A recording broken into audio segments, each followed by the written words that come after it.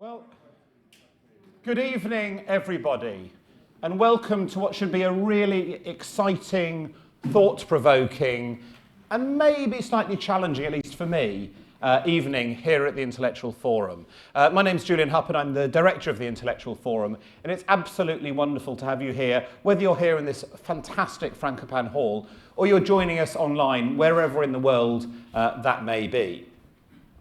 Jesus has an absolutely amazing history. We've been a place where people have thought, studied, reflected, probably done all sorts of other things we don't want to think about since 1144, when we were set up as a nunnery. We, the Intellectual Forum, was set up just over 9 years ago to try, among other things, to help communicate amazing ideas to people in Cambridge and around the world. And we've done many, many topics. We've had a lot of fun. We've had some incredibly serious topics. And tonight we're going to do a really fascinating, deep event that will help all of us, I hope, to reflect on who we are and how we communicate who we are to the outside world. To help us with this, we have an absolutely amazing person who's done so many things. I could spend the rest of this time just talking about some of them. He'll mention a few of them. But Israel Oyelumade was a professional actor. Has anybody seen Pirates of the Caribbean? Sort of low-budget film that came out a while ago? Yeah, so he's been in that. He's had senior roles in McKinsey. He's now at Korn Ferry. He has done many, many other things. Part of that role involves helping incredibly senior people all around the world to reflect on their presence. What makes them have impact? How do people see them in the world? It's absolutely wonderful to have Israel here today to lead that conversation here with all of us in what will be an amazing, an interactive and a hugely exciting event. Israel, thank you so much for being with us. Please come and join us. Welcome. Thank you. Thank you. Good evening, all. Good evening.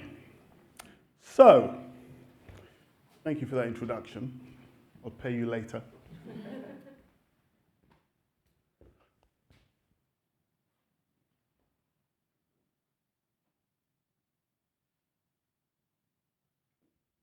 What is presence? How do you feel it? How do you define it? And do you have it? In the world in which we live, things have changed. I don't need to tell you that, you know that yourselves. AI is just the next thing. But the virtual world is here to stay. And so what we're going to do in these 90 minutes, which will go very fast, is going to be highly interactive. So if you don't know your neighbor, get to know your neighbor, because you're going to know them very well by the time you're finished. Okay? Yes, say hi. We're going to ask you to think about some things, and everything we do, I want you to position yourselves and say, what does this mean for me? What does it mean for my son or for my daughter? What does it mean for the position I have at work or the position I have in the family? How do I show up? Because ultimately, we're understanding that presence is a crucial component in our human activity and our understanding of connection. How we impact other people and how we perceive ourselves is important, but how they perceive us is equally important too. So, what is presence? So how did we get here? So this is me, my family. I am a partner at Korn Ferry. Very privileged to work at that global firm. And I work with global leaders all over the world, whether it's people in royal families, whether it's senior politicians, or Fortune 10, FTSE 10 CEOs and their teams. I work with them to improve their organizations, but I also work with them to allow them to show up in a very different way. How do you move at speed? How do you perform and transform, but yet convey a story and a narrative that allows other people to say, I want to follow that and I want to do that too? How do you do that? And that takes time. It takes understanding who you are so that you can enter a room and understand the moment you enter a room, something has changed. Something has shifted. And how do you do that? But that first happened in my career. I was an actor and director for many years. I came out of the Royal Academy of Dramatic Arts, and then I went into Hollywood and was very fortunate and had a lot of fun. I enjoyed what I was doing, and then I went into the business sphere because my curiosity about presence never left me. Never left me. I wanted to understand, why is it certain people I met showed up in a different way? Why is it certain people I spent time with, when they enter the room, it's as if the room lit up? Well, they're just like anybody else. So what did they understand about themselves and the context they were stepping into that made them different? And so began my journey. And so the opportunity came to work in business, and I did, and then I entered into this place of senior leadership, and I wanted to really start to work in this field of what is presence and how we unpack it. And that's what we're going to have a look at as we go on this journey today. True leadership isn't about volume. It's about presence. Understanding that when you walk into the room should change. I'm an ambassador for the Prince's Trust, and being an ambassador, you're very fortunate. You go to certain soirees and engagements. Whenever the then prince, our now king, would enter the room, you always knew when he was coming. Not because people looked at their watches, but the room got ready for his entrance. He would just walk in, but the room would change. He was being himself, yes, Prince of Wales, but the room would change. So there's something about the understanding that when I enter into a context, something shifts. What is that? So we're going to have a look at a couple of things. We're going to explore presence of the living, breathing force. We're going to embody the experience as we unpack the 9 dimensions, and you're also going to build your own personal presence pathway so that you can walk, leaving here with something understanding, where am I at and what do I need to consider as I go forward? How do I communicate? How do I lean in and build? So how do I do that? So very, very quickly, I said you're going to get to know your neighbor really well. First thing, I want you to take about 3 minutes, and I want you to come up with your definition of presence.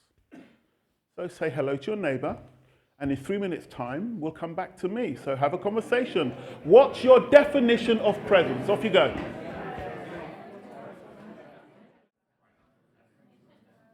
Thank you. Very, very engaged conversation. So let's get some voices in the room. Let's get some voices on. There was great energy coming from this circle here. So, what was your definition? So we reckoned it was a whole. Oh, I need to wait. We reckoned it was a whole combination of factors that pull together. So what you wear, what you look like, how you sound, how you hold yourself. All of those kind of combined factors that create this package of a thing that you might then describe as a presence, which is different for everyone. Absolutely. Lovely. Thank you. You too. Lovely energy coming from here. What was going on? What was your definition? Keywords. Go for it. What were your keywords?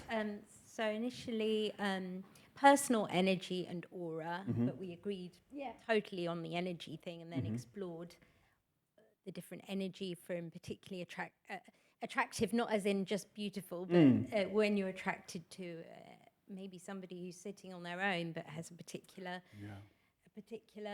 command or... Yeah. What would you add to that? Yeah, That's my experience, because when I start networking, I'm a serious networker. And when I go to places, there are people on their own, so I think they're easy to deal with. Turns out they're always important people, which is interesting. So I just don't understand. Is it because, why? But they attract me. They look clever or something like that. That's how I would say. Okay, okay, thank you. Thank you very much. Let's come over here. Let's go at the back here. A lovely lady in the dress here. Yes. Hi. Hi. We didn't actually have one single definition of what we thought presence would be, but it is made up of many different things. So I think the first thing we thought was your first impression is how you look, because people do judge very much on appearances, and they make an absolute judgment about the very first thing that they see about you. Yes. And we also thought about the energy that a person gives off, and how that makes you feel. If you feel at ease, or if you feel that they're warm, or if they make you feel uneasy. And about their posture. Are they smiling? What sort of impression do they give from the end of the expressions on their face? Yeah. So we were thinking very much about the appearance and the energy and how that person makes you feel. Thank you, thank you. And that's good. Want to go over here as well. Come over here. Oh, we've got one here. Great. Let's go here. Let's go to this. We used words like attraction, magnetism, gut feeling about someone in the room. And we also went perhaps a bit more philosophical and said that perhaps you can categorize it. Presence based on appearance, presence based on recognition, and presence based on, I missed that now. But that was the sense, behavior. So attraction, magnetism, and different categories or colors of presence. Okay, thank you very much. And let's go up to the top.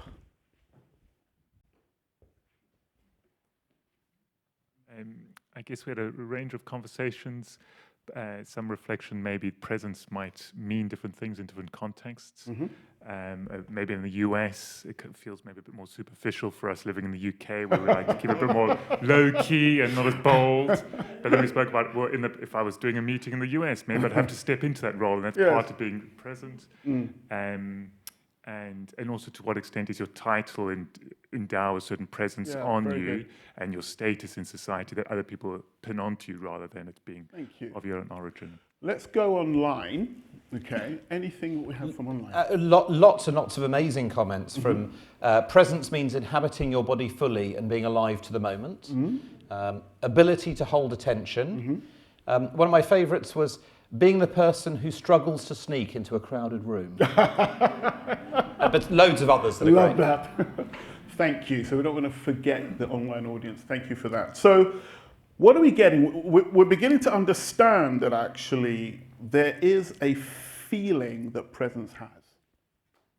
Sometimes the struggle of trying to quantify presence is because it's this ethereal thing that's always out there, this magic thing that people have, but actually it's a tangible thing that has a feeling, a concept, and we now know it has a construct. Yeah? So let us continue. There are many definitions out there, but one of my favorites is this one here. The root of executive presence is the inner wholeness that stems from a positive inner alignment of one's sense of identity, purpose, and feelings about life and one's self. Just full stop there. If we stop there, that's a lot, let alone where we're going. Because presence is not a coat that you put on. Presence is an inside-out reality. When I take my executives on their journey of leadership and we go through a presence journey, there's deep work involved, because presence is about taking off and finding who you truly are. It's not about putting on. Being comfortable in a room takes a lot of work in the society we live in today. Because when somebody comes into a room and they stand, before they've said hello, so many voices have gone through their head. So many voices have gone through their head. And an audience that's sensitive can pick that up very quickly. It frees us from limiting beliefs, releases us from fear, and expresses itself as a rare combination of inner peace and vitality.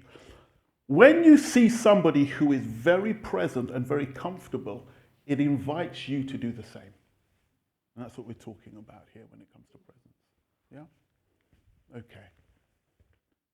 So, what does presence look like? What does it look like? How have we got to where we are?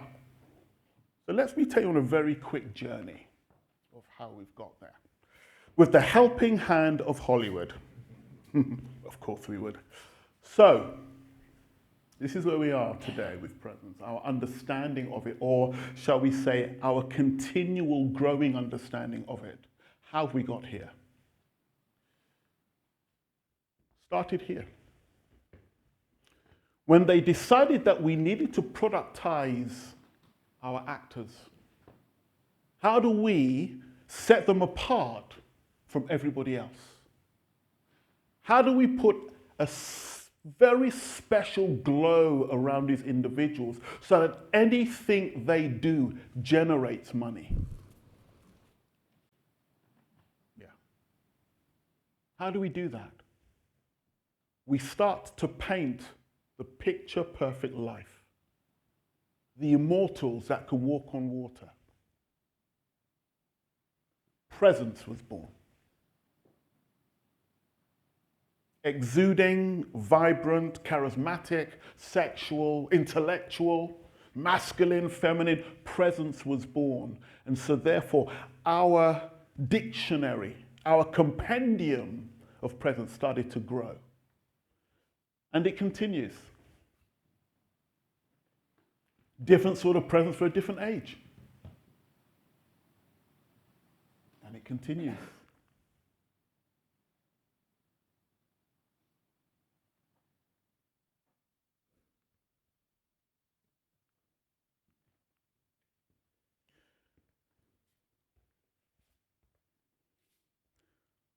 I don't know if any of your favorite actors were on those slides, okay? I see heads nodding. Ask yourself why. Why do I, yes, she's one of mine. She's incredible. And I'll tell you a story about her in a moment. Why do I lean towards these particular actors? What is it about them that draws me in? Why is it if I see their name on the cast list, I watch their movies? Yeah. So what is that? That's the connection that they have with you, even though they don't know you. There's something about their presence that brings you alive. Why? Because presence is a living, breathing thing. It's a real thing. It's not just something that's out there for the superstars. It's a real, living, breathing thing. And that's why when I work with senior leaders, one of the major conversations I have with them, they say, Israel, why aren't people showing up at the point we need them to show up? And this is where the rubber hits the road. This is why I said, it's not just about you, it's also for your children. You see, being in one of the greatest learning institutions in the world isn't enough anymore. Because when your children go out and get jobs, they want them to show up in a way that's very different. I was speaking to someone today, and for a junior post, 400 people applied for one junior post. Why would you even bother applying? Yet the difference is how they show up. And in the world today, when we have the platforms that we have, before a senior leader or anyone that makes a decision is going to make that decision, they're going to view them first virtually. How do you show up virtually? How do you make yourself count in the virtual world? How do you do that? You have to understand your presence. How do you come alive? How do you engage? How do you leave a scent of who you are after they've seen maybe 25 people in a day? How do you do that? Presence. At the Royal Academy of Dramatic Arts, which was, of course, my drama school, in the second year, in the second term, we would go into our theatre. And we've got some beautiful spaces in RADA, and we would stand, and all you would do is stand in the center of a stage and do nothing. Do you know how hard that is? To actually stand and do nothing? So much so that over time, you command the entire auditorium by being still. It's counterintuitive, isn't it? That's where my fascinations really started to engage. Because there are certain leaders that just do that all the time. All the time. So we have Hollywood Age, and the Hollywood Age comes and does what it does. So what I'm going to do, I'm going to show you 2 clips of 2 movies, and I want you to pick up the presence that you observe.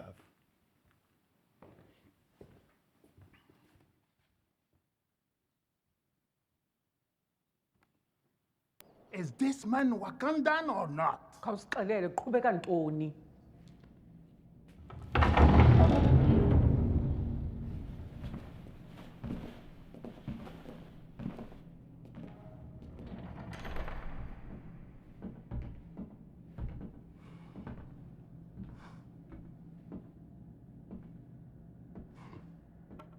Teta, speak. I'm standing in your house, serving justice to a man who stole your vibranium and murdered your people. Justice your king couldn't deliver.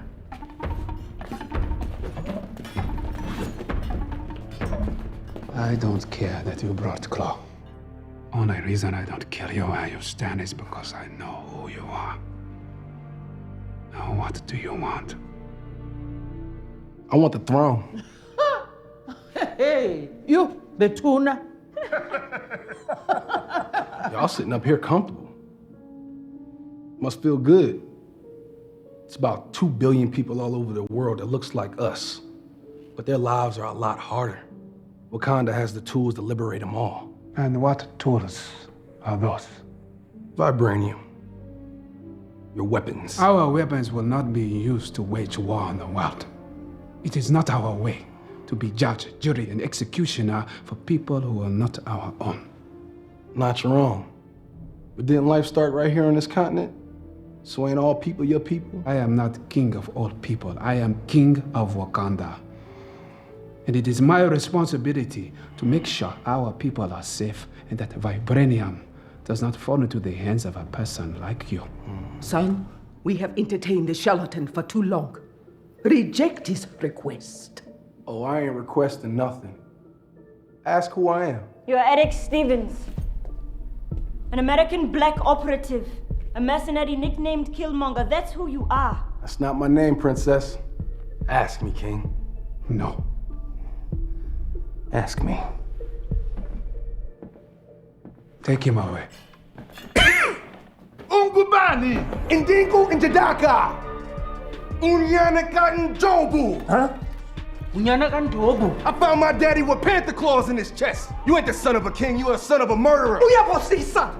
Lies. I'm afraid not, Queen Mother.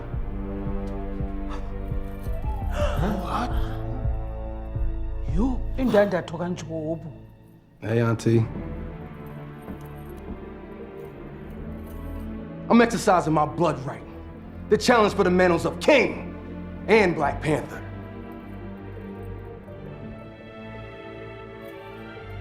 Do not do this, T'Challa. As the son of Prince Njobu, he is within his rights. He has no rights here. The challenge will take weeks to prepare. Weeks? I don't need weeks. The whole country ain't gotta be there, I just need him.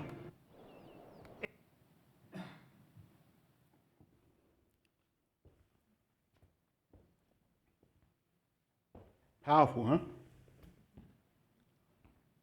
All about presence.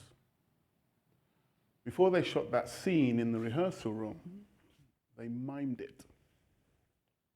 And they knew that this was about 2 presences meeting. And in that moment, a decision was made. You see, every single day we're in our offices meeting with different people. and we show up really half the selves that we are, not really understanding the presence that we carry. One of the questions I'm always asking is, do you know what you carry? Because as I said, when you enter the room, something must change. Something shifts. So as we observe what we've just observed, two varying presences battling it out for supremacy, my question to you is, how would you define your presence? What would it be like? What would it sound like, feel like? What does it look like? And what's the impact you have on other people? What happens when you leave the room? What happens then? We've got one more clip. One of my favorite actresses and yours.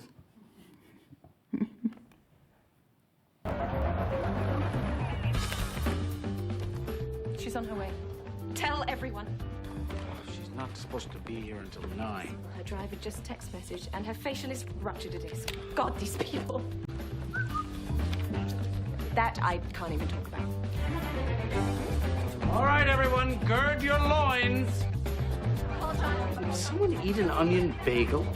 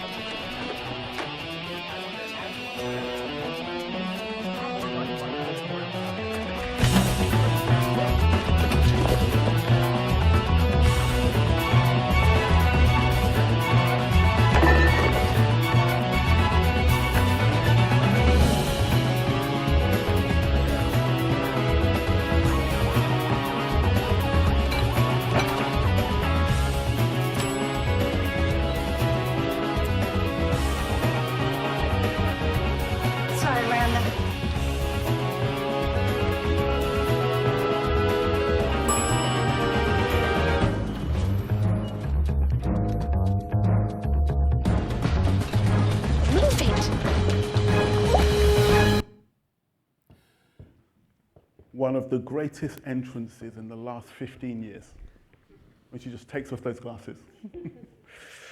So we all know the film, but again, when she does her work, she spends time thinking, what presence does this character have that's different? How do I change people by saying nothing at all? How do I intimidate? How do I make them laugh? How do I get my way? So, I want you to think about right now somebody whose presence you admire. Right now in your mind, think of someone whose presence you admire. Who are they? What happens when you're around them? What happens when they're near you? How do they affect other people? What does it feel like to be in their aura, in their gaze, in their reality? Who are they? Okay, have you got them? Yes? Good. Turn to your neighbor, say hello. Okay, because you know what's coming. I want you to talk to your neighbor and just talk about that person and what is it about them. Talk about the attributes of presence that they demonstrate, and we'll come back in 2 minutes. Okay? Off you go.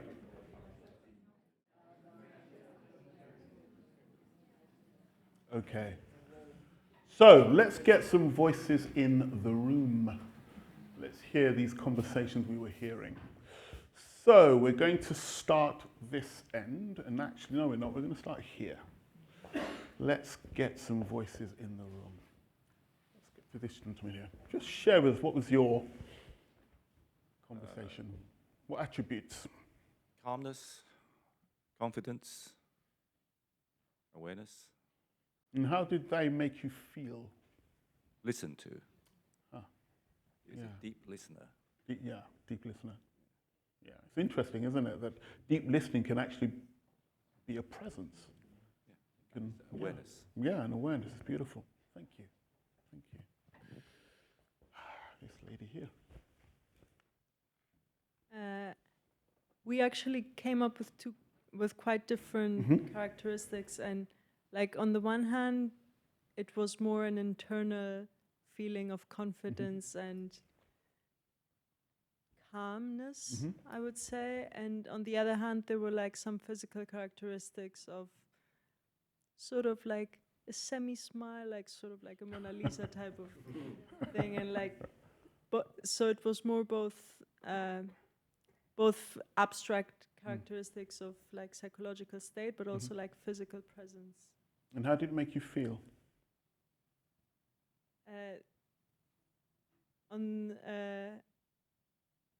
Just being comfortable and to reach out if you like, whether it's for advice or just to listen to them, because the one person, like, it was a professor, so like you would go for and just listen and be like, Thank you, thank you. The lady there in the green jumper.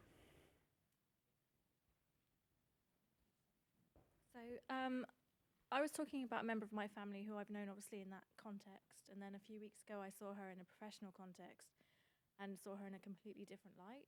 And she was participating in a panel with some very serious people, and the subject matter was very serious, and she was by about 5 inches, the smallest person in the room on the panel, but she was the clearest speaker, the most articulate and the most measured speaker, so she had the most attention in the room, and I was quite blown away that someone I'd known nearly all my life had just a completely different persona in this environment. Thank you, thank you. Thank you for sharing that. That's a really very interesting point, right? Because you've known her all your life, all of a sudden, that presence that has always been there in the professional arena, you see it for the first time, you see. So it's a very tangible thing. Thank you. This gentleman down here. First person that came to mind for me was actually a housemate I had in my undergraduate years. There were 5 of us in a house. And this one particular individual seemed to, they weren't self-conscious. They were very, very confident. They didn't try like the rest of us to just fit in, as most people do at that age. They were able to stand out. Yeah. They also had a lot of empathy and were good listeners, as the gentleman there said. Thank you. That's what came to mind. Thank you. Thank you. Let's go back to you. So what do we have online? We have some wonderful answers. So Obama has great presence. Yeah. The ability to sit back, a knowing smile, takes time with questions, empathizes with the question, speaks with conviction, authority from within. But also Lang Lang, the concert pianist, has been tipped here, who holds space and time while doing something exceptionally physical. And then another comment, a person I think of is respectful towards others without compromising his respect for himself. That self-respect never turns into arrogance. He is friendly and personable while maintaining authoritative confidence. Oh, beautiful. Thank you. Thank you. Thank you. And it's interesting that Obama's mentioned, because the culmination of Obama coming into the White House, part of Obama's journey into the White House was also helped by Hollywood changing the landscape. The years leading up to Obama, the first time in Hollywood history had Hollywood even considered having people of color as the president of the United States in this storyline. It changed the narrative, it changed the mindset. And then in 2004, this senator from Illinois rocks up at a conference and blows the confidence away. He shows himself up in such a way that it presages his first administerial position in terms of being the president of the United States in 2009. Within weeks of him taking office for the first time, there were more searches in the Google search history in Google under the term leadership and presence than ever before in the whole of Google's history. Coincidence? I don't think so. He encapsulated something in the zeitgeist that people couldn't quantify. They couldn't understand, so they were searching, what is this thing? And there birthed the whole fascination of presence. So, a couple of things and then we're going to have some fun. Well, some more fun. People say, so what are the components of presence, Israel? What are they? What are they? I said, well, there are several things. One of the former things and one of the foundational things really comes back to Aristotle's rhetorical triangle, the grandfather of the communication theory. He said, really, presence is a form of persuasion, because when you're in the company of presence, you feel safe, trustworthy, and that person can lead you and you will follow. So that's a persuasive quality, okay? Logos, ethos, and pathos, okay? Your messaging, what is your narrative? What is your story that the world understands and knows? Okay?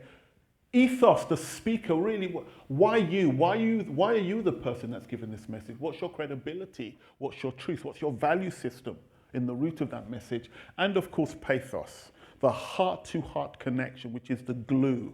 How do you connect? How do you do that? Yes? How do you connect? So your connection, your communication, and your conviction. And there begins the world's largest study in humankind on presence. Harvard and the Center for Talent and Innovation were curious about this, and so they started to do a global study. And that study, 4,000 university-educated professionals, 268 senior leaders, and 49 focus groups. That's a lot. That's a huge study. Really understanding what are the components of presence. Why do some people have it? Do everybody have it? Can it be learned? What are they? And they came up with these 3 pillars of conviction, communication, and connection. And so what happened is when they did the study, as I was going along doing my own study, I then realized, hang on a minute, if I combine the 2 studies, we get something quite conclusive. So as I went on my journey as an acting professional, as an actor, a director, and then a leadership expert working with all these global leaders, I wanted to answer the question. So then through my practice, Dramalysis, and then coming into McKinsey, and then from McKinsey to Korn Ferry, I came up with this whole understanding of what presence is out of that Harvard study with the Center of Talent and Innovation. So as you can see, we have conviction, communication, and connection.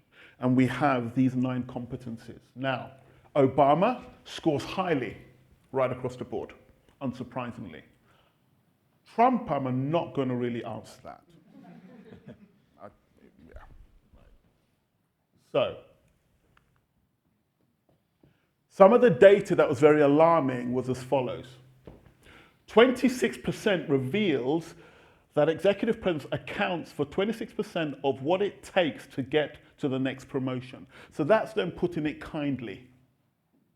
Okay? But in the study, in the granular works and the wording of the study, what the executives basically said is, I would rather pick somebody that is not as qualified as somebody else if they have presence. This is where the rubber hits the road. You can have all the qualifications you want, but if you're not showing up and regarding the people in front of you, if you're not painting the picture in a way that's helpful, they'll go somewhere else. They'll go somewhere else. And so when you start to understand that, you think, okay, I need to consider how I'm showing up. I need to consider how I show up virtually for me to even get in the door for a face-to-face interview. I need to consider that. 78% search online for information about a colleague, stressing the importance of online presence. 52% men and 45% women believe being perceived as having executive presence is more important than the specific qualifications for promotion. That's real data. Because I serve so many senior leaders, I have many conversations, and a lot of them are fascinated because they say, it's really interesting, I had a crop of CVs in front of me, and I didn't pick anybody from the crop. I actually picked up someone who just has this aura about them. Because a lot of the things I can teach over time, not everything, but a lot of things I can. So what if Not only do you have the qualifications, but you then have the self-agency to say, I want to be someone that has more presence. What do I need to consider? What do I need to do? So, you need to consider content, delivery, and state.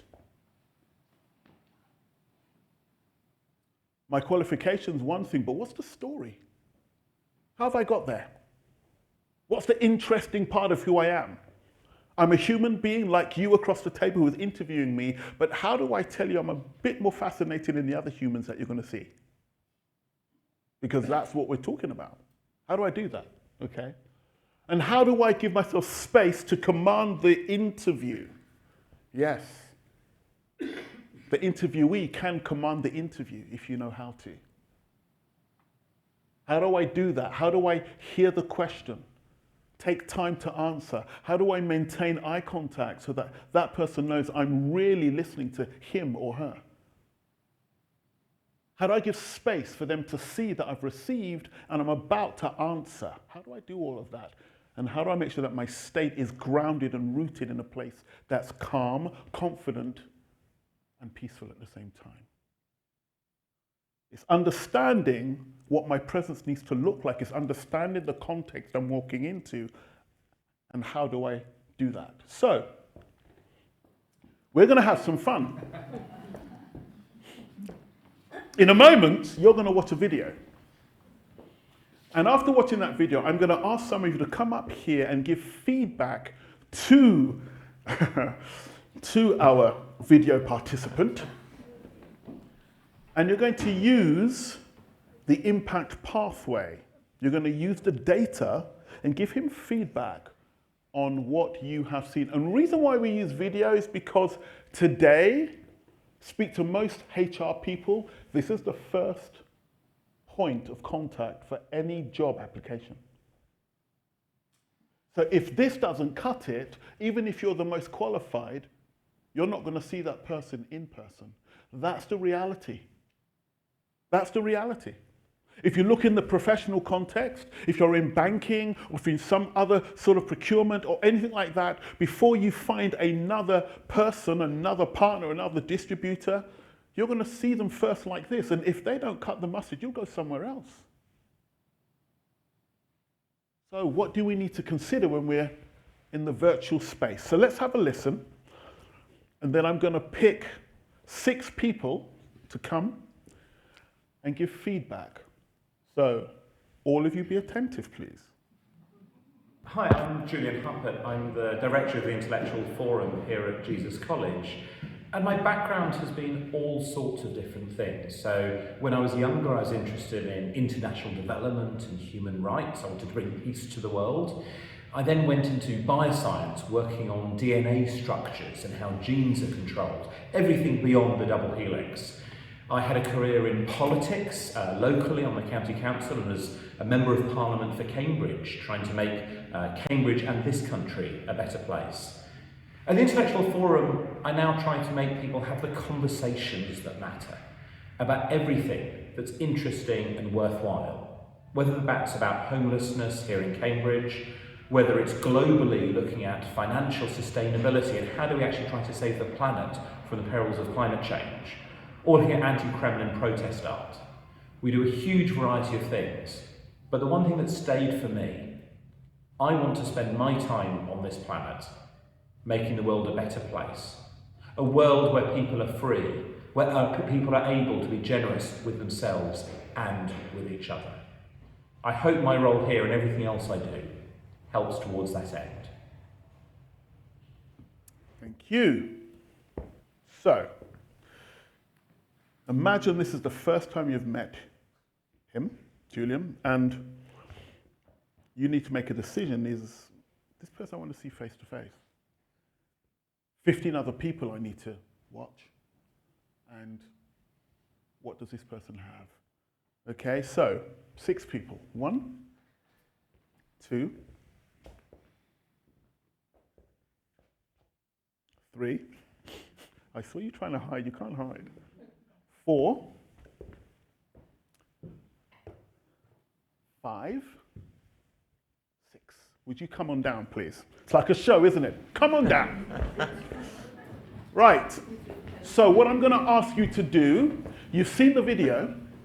I would like you, please, to go and stand at the competency that you observed first, that you observed. So please go and stand at the competency that you observed.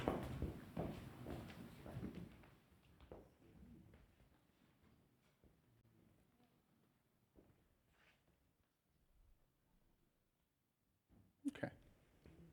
Right. So let's have a mic. Okay. Please go to confidence. Why are you standing there? What did you observe? I felt he was looking directly into the camera, speaking clearly, sort of conducted himself with a strength of presence, I suppose. Now, thank you. Listen to the language. I felt. Okay? I felt. No, I didn't see. I felt, because it's important. We're humans. We're humans. In this ever-increasing world that is virtual, your human presence is required more than ever before. I felt. Thank you. I picked clarity because I personally felt that whatever Julian did, it was like unified by the message he wanted to make our planet better. So it was like very clear for me. Whatever he did, like first was something like peace, then science. Obviously, people, well, mostly people would do, and then like what he's doing now, and the parliament, all these things was clearly that like. And so for you, that was really clear. Yeah. About all of that led to wanting to make the world a better place. Yeah. Thank you. Thank you. I picked candor because I think the first thing is I'm always a little bit suspicious and a little bit more energy and a little bit. But I felt like that he came across as very genuine and believable. Yes. I didn't for one question that he was lying, but the body language I felt was a little bit Tony Blair. Like it had been practiced a little bit, but it was effective. Oh, that's a great quote. That's a fantastic quote. Passion. Yeah, I felt that he, you could see he felt passionate about what he was saying. Again, I picked up on the body language and that he kept stressing, again, the emphasis of his words. And he just spoke with conviction and passion for me. Yeah. That's beautiful, thank you. Before we put the mic on, if you notice what you're listening, because this is why we do it in this way, you see. Everything has been I felt. Right? No, just, no. It's just presence. Just presence. No. But, yeah, trust me. But everything was I felt, okay? I felt. But not just that, also, because he was demonstrative in what he did aligned with how he felt. So you felt it too. One of the things that happens is we don't always model what we feel. Whether it's nurture or fear or intimidation or lack of self-confidence, we don't align our body actions with what leaves our mouths. That's why sometimes when we see politicians, we say, they don't believe what they're saying, neither do I. Yeah? So just a bit, please. I think that's exactly what I felt. I felt viscerally that he was so trustworthy and someone I could follow. Someone I could trust instantly because he spoke from his heart. And that's conviction to me. Yeah. I mean, all the other things we can learn. Yeah. We can learn how to communicate with bullet points. We can show ourselves more confident, put ourselves in the suit he's wearing tonight. And passion, yes, I think we were twins here. Definitely connection, because that came from these two. Yeah. Candor, I absolutely agree, and that shirt, sorry, the jumper helped. So yes, absolutely, that will be my choice of leader. Thank you. Thank you. Thank you. So I immediately changed my mind. I should be standing on impact. Yeah. And this is I'm changing the tone. Totally changing the tone. So in the context that you described, which was a kind of job interview, 400 people had applied. Yeah. This guy's wearing a grey jumper in front of a brick wall. Yeah. And I immediately think, I don't think he's thought through his outfit. It looks a bit porridge, a bit like prison issue. God forgive me, Julian, sorry. That's the first thing I thought. That's the immediate impact I had. Well, and I would absolutely reflect what every other person here said around the candor and the content of what you said was great.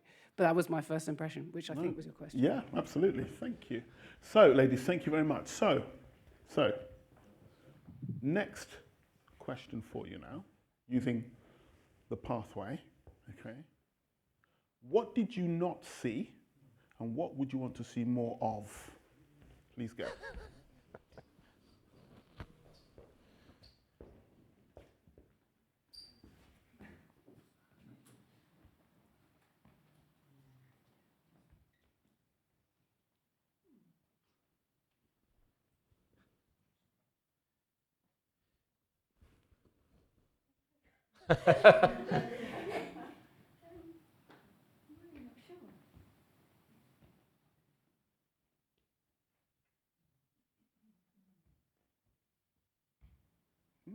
Okay, so we have warmth, empathy, clarity. With more warmth, we have connection, which really, hence this line here. Interesting, Julian, right? So why are you here? Talk to me. He didn't smile, and that, for me, he was too serious, too earnest, and didn't try and empathize with his listeners. Yes. Yeah. No, really good. Really good. Julian didn't show any personality. Just knowing him for like 10 years, he's such a charismatic person. Like, right? And actually, you think of like people who make presents. Yes. Julian, one of them, came to my mind, and he was like stoned, like robotic. It's completely not like Julian in real life. Thank you. No, it's real. Yes, I'd probably agree with that. There wasn't a smile and not much sort of humanity coming across. Passion and everything else, but maybe the human element was slightly missing. Now, before we move on, we're going to come to you two. Did you hear all of that? Yeah. That's real. Those are the things that change a decision, a job, a promotion. Affects all of us in this room. All of us. Yeah? Thank you. So, let's... Thanks. I think this is a bit harsh because I'm not clear of the scope you were given, to be fair. But I thought you were concise, but there wasn't necessarily clarity in purpose around what the video was for. Sure. Absolutely fine. Yeah, I found it very hard to decide and ended up picking this because I just think he maybe could have come across slightly more relaxed to kind of make the audience feel a bit more warmth. Yeah. But it was hard. It was a hard choice. But to be fair, what that does, that puts you over here as well. You see, because you said warmth, more relaxed. That's important. And over here. Thank you. I think for me it was connection because he was having all the things, yes, but he wasn't connecting the dots in a story-like manner, so that I could see, he's talking to me. Yes. He's interesting. Right. Now I know why I would like to hire him. So it's the stories, the fluency. Yes. It was a little bit too academic. Beautiful. Give them a round of applause, please. Thank you. Thank you. So you can see from just 90 seconds, that's all it was. It's not a 5-minute speech, but in 90 seconds, that's how much information we get. Now, if I'm the head of HR and I'm looking at 50 videos, I'm not going to look at 90 seconds. I'm going to look at 30 seconds, a minute at the most. Why? Not because I don't care, but because I've got a lot on my plate. This is why it's very real about your presence. So before we go to the next video and move on, I want you to pause. And as I said, I want you to take this into yourselves. Where are you at now with your presence? For you. What do you need to be considering for yourselves or for your loved ones about presence? What are your takeaways to this moment about presence? In the real world, it matters. It matters. Yeah.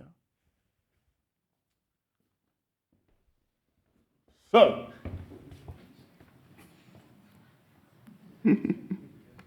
Hi, I'm Blake. I'm an engineering student at Jesus College, and I'm really delighted to be here and take part in this evening's event. A little bit about me: I'm passionate about clean energy and sustainable technology, and my goal is to become an engineer entrepreneur. I'm especially interested in researching to bring energy storage at lower cost to the market to help renewables compete economically with fossil fuel technology on a systemic scale. Through researching and discussing climate, it's become increasingly apparent to me that we need to really improve our scientific communication to enlighten, educate, and persuade on the topic. I'm also really looking forward to hearing from my peers today. I think the most remarkable thing about Cambridge is the diversity and ideas and creative thought we have here. Finally, I want to offer a sincere thank you to Israel and the entire Intellectual Forum community for organising this evening.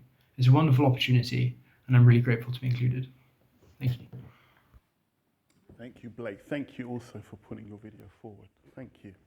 Right, sir, why don't we have you up? Yeah. Okay, so it's 1. Okay. 2. 3. 4.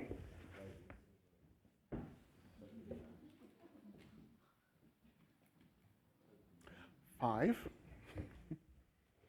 And 6.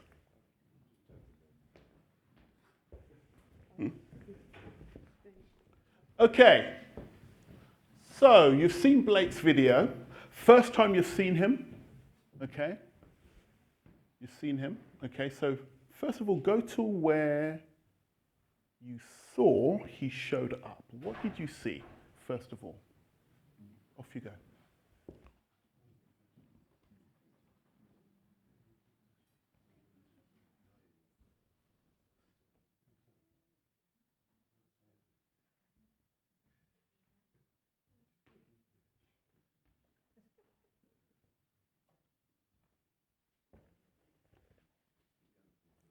Okay, let's get some mics, please. Okay, so why are you there? Well, I chose clarity because I think he had a storytelling. He told us what his interests were and a little bit how would that impact, and so I thought it was clear, the message. Okay, thank you. Well, I felt he was, as a sort of someone young, early in their career, was quite confident for the sort of the probably largest topics to be addressed, and it sounded,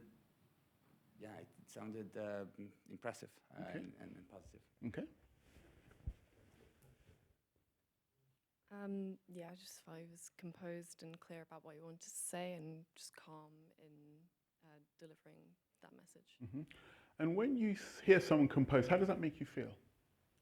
At ease, calm, ready to listen. Yeah, thank you. Conviction corner. Yeah, I wasn't impressed with the light over his head. I thought that was a bit distracting. But apart from that, when I started to listen, yeah, I thought he was really interesting. I thought it was interesting. I believe what he said about his conviction. And it was the message it got through. Thank you. Thank you. Yeah, same really, that he clearly very knowledgeable about his subject. Yes. And really had that sort of belief in what he was saying. Mm-hmm. I think there was ways of improving that, definitely. Yes. But yeah, he absolutely had conviction. It was Thank you. Thank you. I'm kind of half on communication, half off. Only because I thought he, as I guess a first year or a younger student, communicated what he wanted to do really well. But I think he could have added a little more to the storyline to invite you in. But I did feel that he got everything across. Okay. Good, thank you. You've got all that, Blake, yes? Good. Right, now.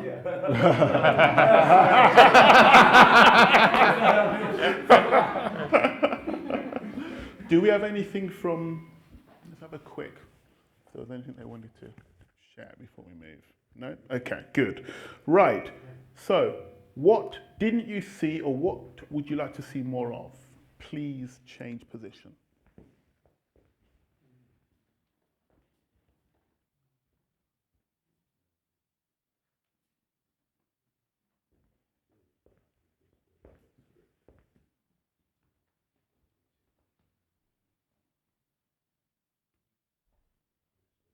Okay, let's start with. I thought what he had to say was really important, but Mhm. it didn't allow me to connect as much with it. So I Yeah. thought he could have communicated that a little bit better. Very good. Thank you. I think he could work on the actual delivery of what he was saying, the pacing of it, not stumbling over words, that kind of thing. It could have been a more polished performance. Yes. Yeah. Thank you. I'm probably on the same dimensions. I just chose the word which kind of word sincerity. It felt some disconnect between facial. Sorry, I didn't realize you were going to be sort of Chris, but sort of your facial expressions and sort of the grandiose topics you talk about, as if you kind of like making it up, not like really feeling. Yeah. Anyway, Okay. I think you can improve that. Yeah, all important information. Yeah, I think I agree. Like his body language was detached from the story he told us. So it was very clear, but you didn't show us passion, like with your body. Why are you so interested in this? And what is an example of the things? And show it with your smile or, using your hands. So, Good. yeah. And, yep, next door, and, yeah, go ahead.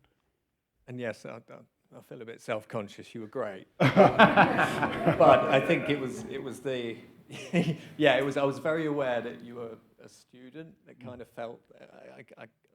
That's the energy I got, and I feel a bit mean saying it, but I think it's what you were saying about the delivery of the effective message. It wasn't. Isn't the finished product. Yeah, I would say basically the same thing about being more rehearsed than genuine and personal. Thank you. Thank you. Great feedback. Yes, please. Go ahead. Let's get that mic up to the gentleman. Would it help if there was an interviewer? So it was a conversation more rather than talking to camera. We've done talking to camera, it's not that easy to start. We've done lots of it, of course. But for many people, it's not easy. But if you've got somebody that you're talking to, and then the warmth and the things we're talking about, I think are more likely to come out. Yes, sometimes, I think sometimes it does. But in this medium, when it comes about preparing for a job interview, what they ask is for you to send a video. Now, but that's a good point. It could be set up where you have someone asking the questions and you're replying and they catch you answering the questions, but there has to be a consistency.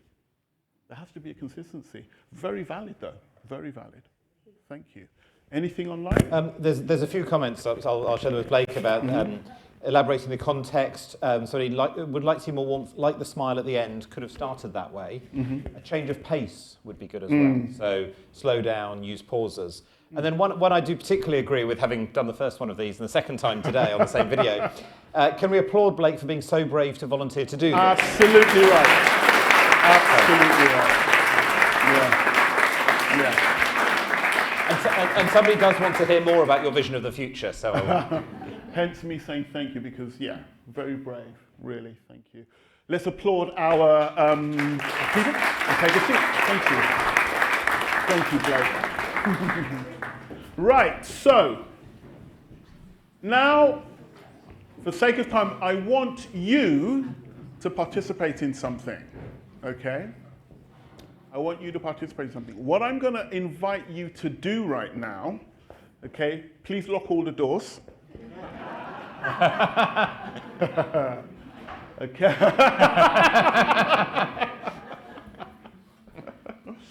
What I'm going to invite you to do right now is with your neighbor, I want you to take a video of yourselves. Okay? I'm going to give you about 3 to 4 minutes. Take a video of yourselves and just take 90 seconds telling us who you are. Okay? 90 seconds telling us who you are, and then I want you, with your neighbor, to give feedback on that video. All right? Yes. Welcome to my world. Okay, so, okay. So who we are in the context of a job interview? No, just who you are. Okay. Who you are, okay? Because once you say job interview, what happens? Persona. Yeah. Just who you are. Okay.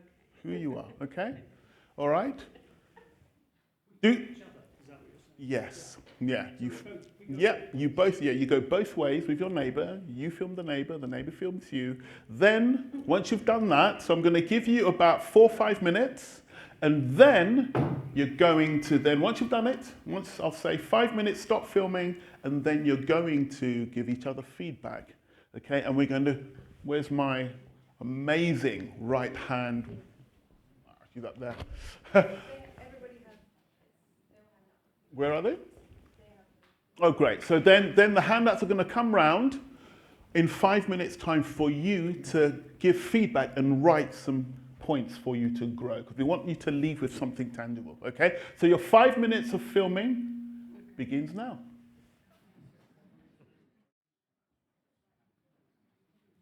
How difficult was that? Sorry? Yes. Yes. Why? Why was it easy? Yes.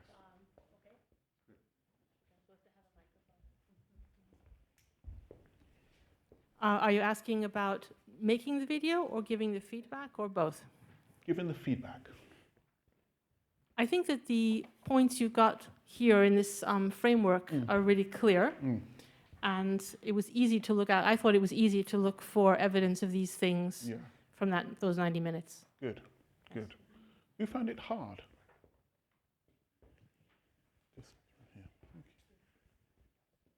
Well, I think we both agree that it's quite difficult to give a video if you don't know what the message or the audience is. So I chose to go with my personal story, and she chose to tell me her professional story. But I can really give her feedback because, you know, like I said, depending on the audience, if it's a job interview, good. But if I just met you in a bar, I'll be really bored. Thank you. But it's interesting, you see. When I do this work, one of the things that I said earlier, that doing work on presence and gravitas and communications and what you call inspirational storytelling or leadership is all about taking things off. Because what we've become perfectionists at are putting on the mask. We take one mask off to put on another one.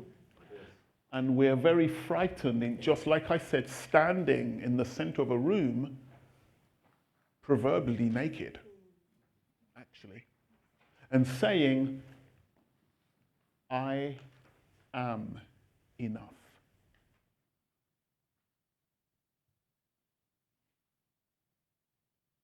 Not my education,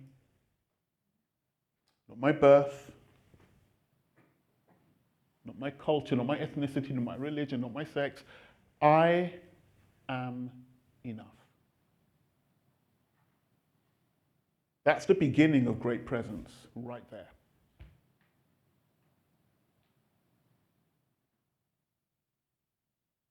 So my question for you is, do you believe you're enough?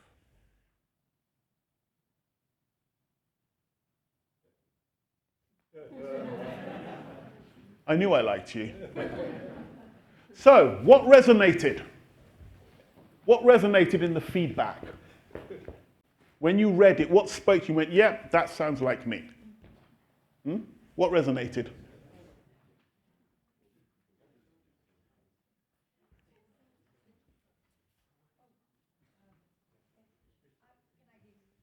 Yes, of course you can.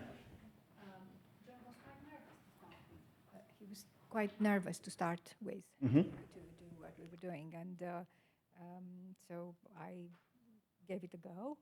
And then when he started to talk about his veterinary practice, he came alive and he couldn't be stopped. It was just that total immersion, conviction, the passion, it was warmth, everything was there. And he didn't even realize. You see, isn't that interesting? You didn't realize the effect. Yeah, he wasn't aware of what an impact he had on me, because I didn't really have time to ask a question. Yes. What was your favorite Yeah. animal? Yeah. Because you know, You'd be to try and be clever. Have you Yeah. ever seen bears? You know, come in my garden and I will show you. Thank you. Thank you. Surprises. What surprises came up? I said yes. I said someone said yes. What surprised you about the feedback? If I may. Yes, please. I always saw myself as quite an analytical person. Mhm. Quite a, my claim to fame would be thinking, knowledge, and that type of thing. And the feedback I got was that I scored very highly on the personal, human warmth aspects. So that I found interesting. So. And why? Why did you find that interesting? Because I think, I built a career out of being accurate and, and it was all, my background is very boring accounting and auditing. And that you have to be accurate in.